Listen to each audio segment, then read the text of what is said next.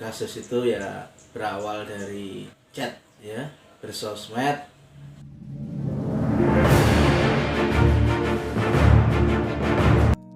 Waalaikumsalam warahmatullahi wabarakatuh. Alhamdulillah sehat mas. Ya, saya harus menyampaikan jujur gitu, yang mana kasus tersebut saya menanganin kalau nggak salah dari bulan September 2020, diberikan kuasa oleh korban atau pelapor Mas Gawer atau mungkin Mas Rajina, mungkin seperti itu.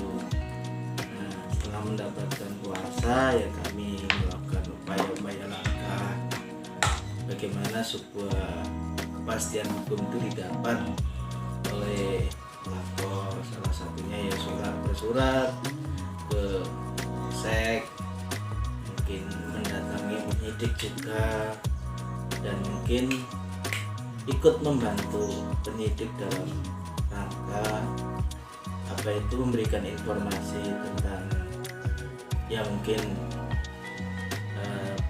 terlapor lah, saya sebut seperti itu.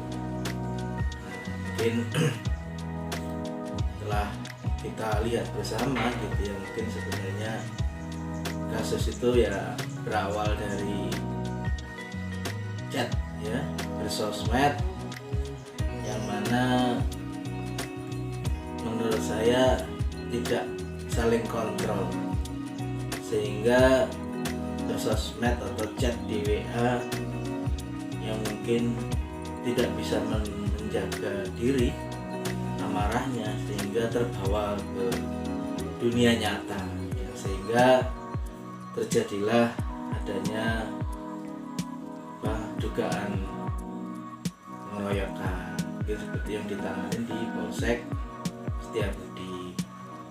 Dan alhamdulillah kasus tersebut saat ini oleh Majelis Hakim Pengadilan Negeri Jakarta Selatan dalam perkara nomor 241/P/2021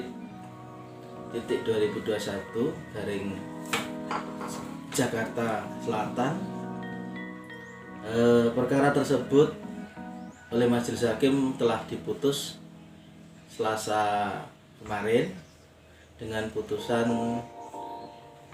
penjara kurungan pidana ya, pidana kurungan 6 bulan, yang mana tersangka juga terdakwa sudah menjalani 5 bulan dari saat ditangkapnya tersangka tersebut. Mungkin seperti itu. Ya, kalau menurut dari sisi histori kronologis ya memang awalnya berchat di dalam grup yang mungkin saling meledak-meledak, intinya kan seperti itu. Ya intinya kalau menurut saya kedua-duanya belum memahami rasa persaudaraan yang baik. Ya mungkin di balik ini semuanya ya harus kita ambil hikmahnya, seperti itu. Saya tidak mau masuk ke dalam sana mas, itu bersifat pribadi. Tapi pada prinsipnya saat klien saya melapor, ya, terlapor dalam posisi adalah berprofesi sebagai advokat atau kuasa hukum. Ini jelas sekali gitu bahwasanya yang mana semestinya orang hukum ini lebih berhati-hati dampak resiko yang terjadi dan sangat memahami yang semestinya apa yang akan terjadi dilakukan ini sangat buruk dan melanggar undang-undang hukum acara pidana, undang-undang KUHP lah mungkin seperti itu.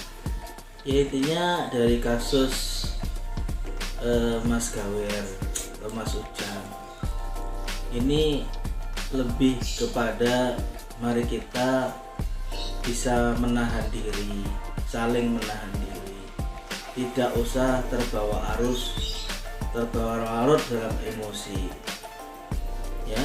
Ajaran kita harus kita pakai, makna dari persaudaraan itu seperti apa dan seperti itu. Nah, jelas sekali mas, kalau di dalam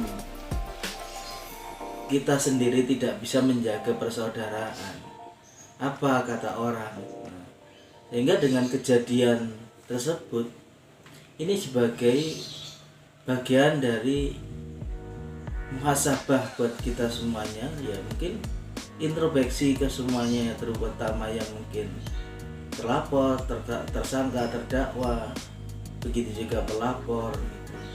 Untuk saling mengoreksi diri, dan mungkin umumnya bagi seluruh warga persaudaraan Setia Trate untuk tidak gitu terbawa kebablasan.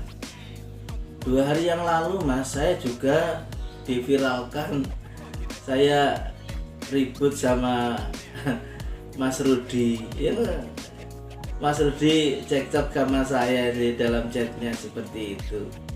Oh, saya sama Mas Rudi itu sama satu Nganjuk ya, dan kita juga baik-baik. Saya tidak pernah membahas apa-apa. Kita justru membahas bagaimana organisasi ini kita bisa mengabdi gitu. Tapi di situ akhirnya yang melakukan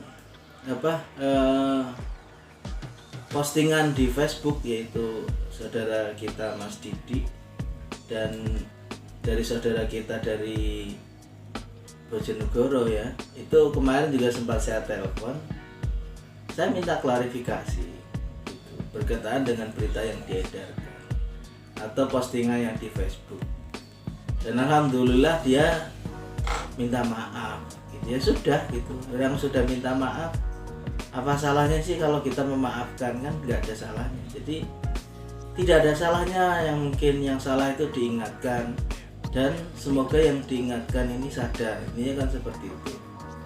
Tapi terkadang juga orang yang sudah diingatkan tuh nggak sadar-sadar, itu yang menjadikan masalah gitu loh. Ya intinya tidak penting gitu, biarkan orang melakukan apapun yang memang tidak ada kaitan hukumnya, kan begitu. Nah, kita fokus pada ajaran kita. Nah, kenapa kita harus meladenin orang-orang yang memang sengaja membuat gaduh gitu? Sekarang pertanyaannya, siapa sih yang sebenarnya membuat gaduh, yang bikin onar selama ini siapa? Bisa dilakukan cek presentasinya, itu bisa berapa banyak sih gitu. Tapi ya biarin saja, kita nggak mau masuk ke dalam sana. Tapi pada prinsipnya organisasi kita itu organisasi persaudaraan. Mari kita kembalikan pada diri kita masing-masing untuk saling menjaga, ya bertutur kata yang mungkin baik. Ya kalau memang dia sudah dikasih tanggapan, bahkan juga sudah diberikan informasi kebenaran, tapi dia tidak mau kekeh dengan pendirinya, pastikan mereka juga akan menanggung resikonya gitu. Semua apa yang kita lakukan itu penuh dengan resiko. Nah, manakala resiko itu sudah disampaikan dia tidak mau, ya itu berakibat pada diri kita sendiri. Saya kira seperti itu. Ya pada prinsipnya YouTuber itu kan sebuah kreativitas yang mana peduli pada organisasinya dengan bakat dia yang sebagai pemberita gitu. Nah, disajikanlah ke dalam YouTuber tersebut. Jadi kalau menurut saya sah-sah saja gitu, para YouTuber memberikan informasi, tapi pada prinsipnya informasi yang baik. Nah, berkenaan dengan katakanlah YouTuber itu punya royalti atau penghasilan, itu kan sebuah bentuk dari karya itu, yang notabene tidak dari organisasi, kan dari pihak-pihak iklan.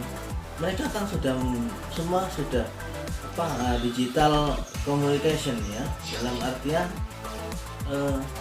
peran serta kreativitas kita itu emang benar-benar dihargai dalam sekarang ini, terutama dalam dunia hiburan, informasi ini kan sudah diatur, sehingga banyak yang sendiri terkadang orang di rumah nganggur, kelihatannya nganggur, tapi dia mengasah otaknya untuk membuat sebuah narasi yang baik gitu ya. Kemarin teman saya itu Mas Jiwo itu dia ternyata kerja dia juga hanya membuat periklanan yang bertajuk-tajuk religius. Nah, yang notabene ya memang kehidupan dia ya memang seperti itu. Jadi kalau menurut saya, apakah bagian dari mencari YouTuber itu apakah mencari penghasilan penghidupan di PSHT? Tidak, karena bukan dari PSHT. Nah, itu sebuah mahakarya saja oleh orang-orang yang mungkin seperti kayak Telkomsel, atau mungkin dari iklan-iklan yang masuk. Itu kan sebuah nggak ada masalahnya, karena kan mereka juga numpang iklan juga gitu, maksudnya nggak ada. Tapi yang terpenting adalah sajikan informasi itu yang baik, yang sesuai dengan faktanya gitu. Saya kira itu sih Mas. Ya intinya untuk para YouTuber, saran saya, berikanlah sebuah informasi yang aktual ya, jangan pelintir sana pelintir sini. Berikan informasi yang baik, yang sejuk buat saudara-saudara kita, dengan menyejukkan para pemirsa YouTuber. Ini bagian dari kita peran serta aktif dalam organisasi sebagai langkah sosialisasi dan memberikan informasi yang akurat, sehingga adik-adik kita atau saudara kita yang memang belum melek intelektual, belum melek informasi, belum melek hukum, sehingga bisa membaca, melihat dengan seksama. Saya kira seperti itu. Tidak perlulah lagi kebohongan itu di pelintir-pelintir, saya kira seperti itu.